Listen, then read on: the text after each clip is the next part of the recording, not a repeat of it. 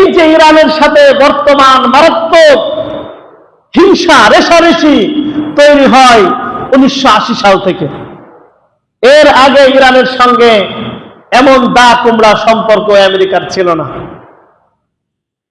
সাধারণ জনগণ আমেরিকার 52 জন নাগরিককে যখন আটক করেছে, তখন আমেরিকা ঘোষণা দিল, আজ থেকে ইরানের সঙ্গে আমাদের সব কূটনৈতিক সম্পর্ককে ছিন্ন করা হলো।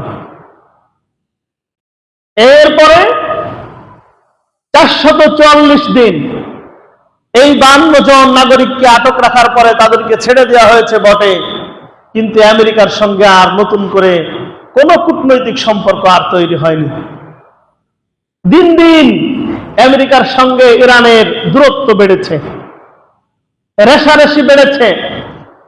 সিংহপুরুষ আয়াতুল্লাহ রুহুল্লাহ খমেনি, উনি ক্ষমতায় আসার পরে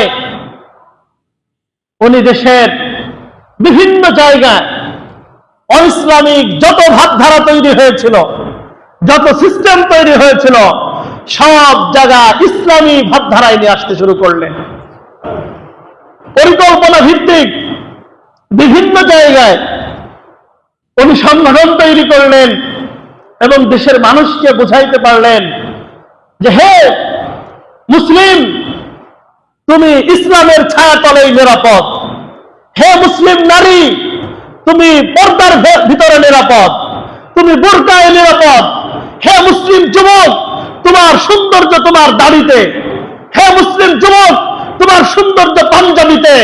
ইহুদি খ্রিস্টানদের তৈরি করা কোন সিস্টেমে তোমার সৌন্দর্য হয়, আমেরিকার দালালির মধ্যে তোমার কোন স্বকীয়তা নাই। তোমার স্বাধীনতার সার্বভৌমত্ব তখনই রক্ষা পাবে যখন তুমি কোরআন সুন্নাহের আলোকে তোমার জীবনকে পরিচালনা করবে।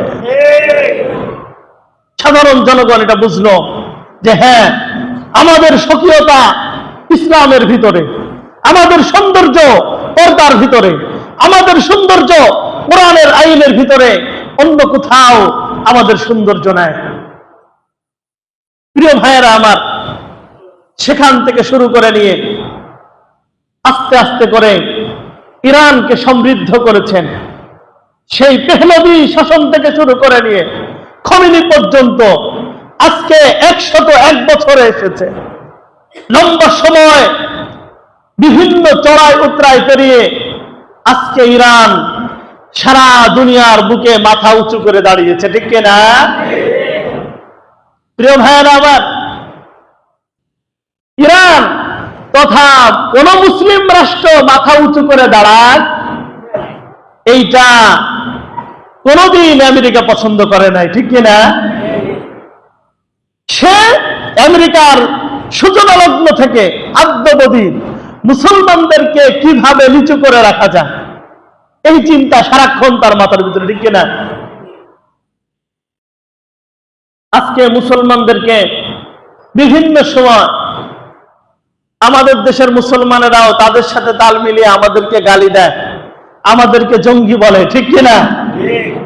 এই আফগানিস্তানকে এরা জঙ্গি বলে একটা সুন্দর সুজলা সুফলা সুন্দর ভূমিকে তারা তামায় পরিণত করেছে, ঠিক কিনা?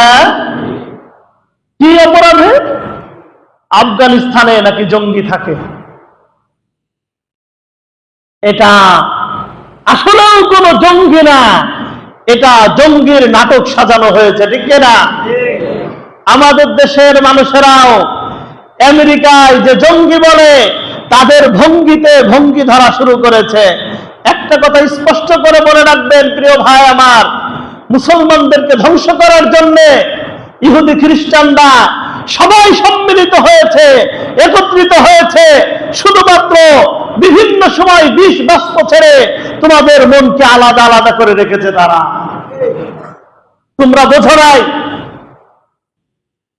তোমরা বোঝো নাই, না বুঝে দাড়ি টুপিওয়ালাদেরকে তোমরা জঙ্গি বলো, তোমরা না বুঝে আফগানিস্তানকে জঙ্গি বলো, তোমরা না বুঝে মসজিদের ইমামকে জঙ্গি বলো, তোমরা না বুঝে মাদ্রাসার শিক্ষককে জঙ্গি বলো। এটা তোমাদের দুর্ভাগ্য। হতভাগ্য এই জাতি যে আজ যারা দেশকে প্রচন্ড রকমের ভালোবাসে, দেশের স্বাধীনতার সূচনা লগ্ন থেকেই যে আলেমদের নাম জড়িত, সেই বাংলাদেশেও আলেমদেরকে জঙ্গি আখ্যা দেওয়া হয়। ঠিক না?